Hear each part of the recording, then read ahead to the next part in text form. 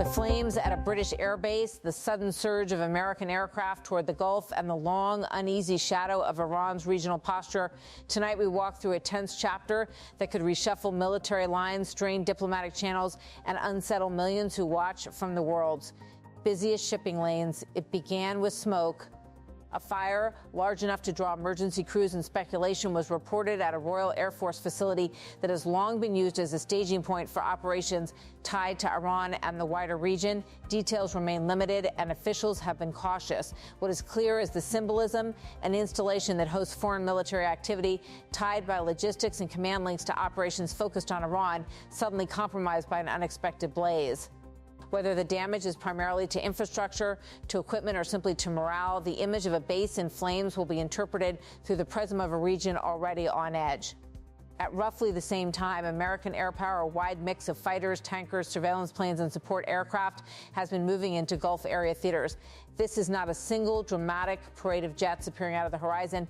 It is a steady, purposeful transfer of capability: combat aircraft to provide options, tankers to extend reach, refuelers and transports to keep forces supplied, and electronic surveillance platforms to maintain situational awareness. The United States has also shifted air defenses and logistics in recent weeks, increasing the density of assets that would matter in a crisis. Taken together, these two developments, a British base damaged by fire and a U.S. buildup of air assets bound for the Gulf, raise immediate questions. Are they related? Is the fire an accident or an attack? Does the move of U.S.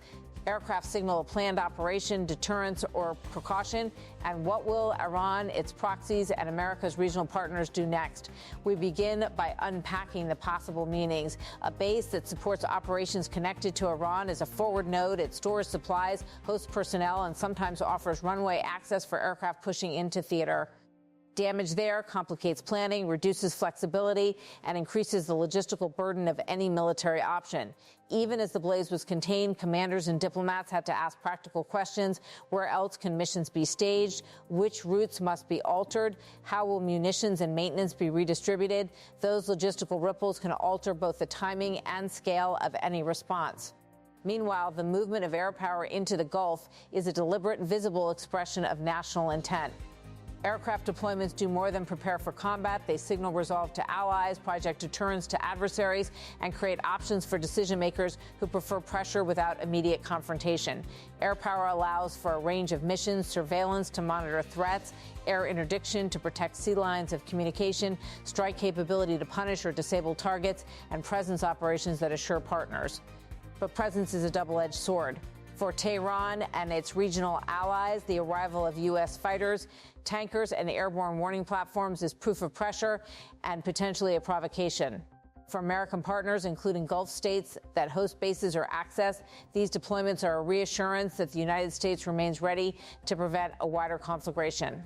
And for the global economy, increased military activity near the Strait of Hormuz, a choke point through which a significant share of the world's oil supply flows, is a stark reminder of how geopolitics can ripple directly into consumers' lives.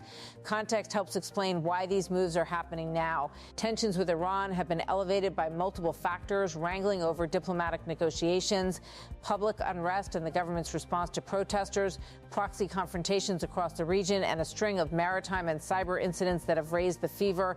In such an environment, governments often hedge. They ramp up defensive posture while diplomacy continues, keeping options open and trying to deter miscalculation. That hedging is evident in the composition of the forces arriving. Modern air deployments are not just about offensive fighters. Tankers and transport aircraft show a commitment to sustainment, the grinding, unglamorous work of keeping wings flying. Surveillance platforms and airborne command and control assets imply an emphasis on information dominance, seeing first, cueing strike elements, avoiding friendly fire, and coordinating across services and coalition partners. Air defenses and logistics flights indicate a recognition that any escalation could be costly and that preparedness matters. Still, the burning base raises a different set of fears. An accident at a single facility could hinder operations. A deliberate attack could signify a new dangerous phase. If intentionally set, the blaze could be a precise message aimed at disrupting a particular capability or an asymmetric attempt to avoid an open clash while still imposing costs. Attacks that deny or degrade an adversary's logistics have long been a tactic to shape battlefield conditions without inviting all-out war. The calculus from Tehran's perspective, or from the perspective of any non-state proxy, is to inflict pain while trying to limit the likelihood of a major counterstrike. Yet escalation is not predetermined. Governments and commanders often have strong incentives to avoid a spiral.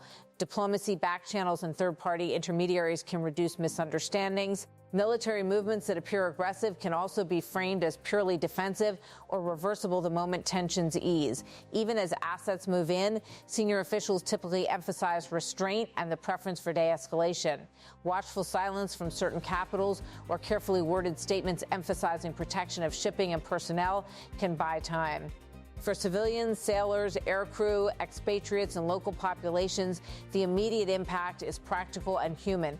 Plans to reroute shipping or temporarily suspend commercial activity can disrupt supply chains and livelihoods. Families of deployed personnel face anxiety. For regional authorities, a spike in militarization may force difficult diplomatic choices, whether to allow foreign bases to be used for possible offensive missions, whether to publicly align with one side or to push for negotiation, and how to manage domestic reactions to foreign militaries. Operating on home soil. The legal and political dimensions cannot be ignored. Any use of force, even to destroy military infrastructure, triggers obligations under international law and raises questions of proportionality and necessity. Similarly, the movement of military assets through allied territory implicates host nation politics. Some Gulf partners have been wary of serving as staging grounds for strikes that might expose their own infrastructure to retaliation. That has forced planners to look for dispersed basing options and to build redundancy into logistics plans, the very reason you see aircraft and equipment routed through multiple countries. Beyond the immediate military and political calculations, there is the strategic uncertainty of the wider region. Proxy groups aligned with Tehran have fights of their own across Iraq, Syria, Lebanon, and Yemen. Their decision-making on whether to strike at U.S. or allied forces in retaliation is often decentralized, driven by local commanders and shifting incentives. A single incident, a base fire, an accidental strike, or a misinterpreted radio transmission can cascade into broader violence if not rapidly contained. So what should observers expect in the coming days? First, heightened vigilance. Expect more surveillance flights, more patrols, and public statements designed to both reassure and warn. Second, a flurry of diplomacy behind closed doors, calls between foreign ministers, messages through regional intermediaries, and quiet coordination among allies to deconflict operations. Third, an increased likelihood of asymmetric incidents, cyber intrusions, small maritime harassment, and targeted strikes against logistics or energy infrastructure that allow belligerents to press a point without triggering a full-scale response.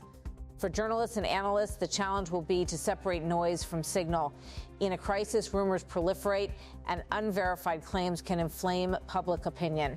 Verified contextual reporting, clarifying what assets moved, what the damage actually was, and how officials are responding matters more than ever. The public should expect precise updates from military spokespeople about force posture, from aviation authorities about flight restrictions, and from emergency services about the status of effective bases. But even official briefings will sometimes lag behind rapidly evolving facts on the ground. There are also practical steps nations can and sometimes do take to de-escalate. Establishing incident hotlines, broadening transparency about exercises versus actual operations, and committing to restraint in public comments are small but meaningful moves. International organizations and neutral states can offer to mediate or at least create forums for rapid communication. And for commercial actors, contingency planning, rerouting vessels, adjusting insurance covers, and increasing security measures will be part of the immediate response.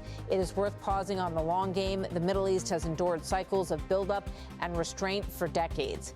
Military investments, diplomatic negotiations, and domestic politics conspire to produce repeated crises. The difference in each cycle lies in the specifics, the leadership in place, the intelligence picture, the role of third-party powers, and the economic context. In the near term, the interplay of a damaged base and repositioned air power will be interpreted through those variables, whether leaders prefer a show of force, a surgical strike, or a retreat to diplomacy. Finally, to the people directly affected, service members, base personnel, first responders, and civilians in the region, these days are filled with uncertainty and risk. For them, the theoretical debates on strategy turn quickly into operational realities, disrupted supply lines, altered mission plans, longer deployments, and the personal cost of living under heightened alert. The human dimension of geopolitics is often underplayed in the rush to analyze strategy, but it is where the consequences of policy ultimately land. In the hours and days ahead, watch three indicators closely. One, official statements from